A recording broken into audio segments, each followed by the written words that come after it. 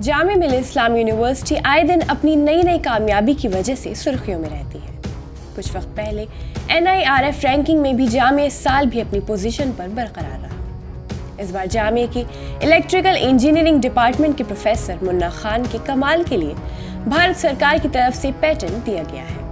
आदाब, आप देख रहे हैं आवाज़ द वॉइस और मैं हूँ आपके साथ अमीना माजिद। ये पेटेंट उन्हें उनके इन्वेंशन के लिए मिला है जो मेथड और apparatus for analytical characterisation and identification of materials के ऊपर है। ये एक डिवाइस है जो हेल्थ केयर इंडस्ट्री के लिए बहुत कामयाब साबित होगा। ये मटेरियल्स की प्योरिटी को सॉलिड, फ्लूइड और पाउडर की फॉर्म में चेक करने का काम करेगा। प्रोफेसर मुन्ना खान की इस जीत के बाद जामिया मिल्लिया इस्लामिया के vice chancellor professor Mohammad Shakeel ने भी उन्हें बधाई दी। ये पेटेंट प्रोफेसर मुन्ना खान और उनकी टीम की कड़ी मेहनत का नतीजा है।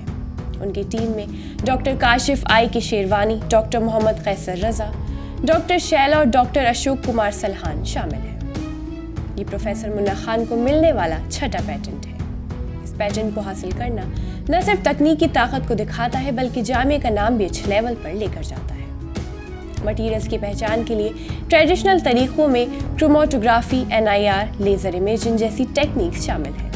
वहीं इसकी कुछ कमियां भी हैं जैसे large investment cost, complex instrumentation और इसमें सामग्री के नमूने की तैयारी की भी ज़रूरत होती है।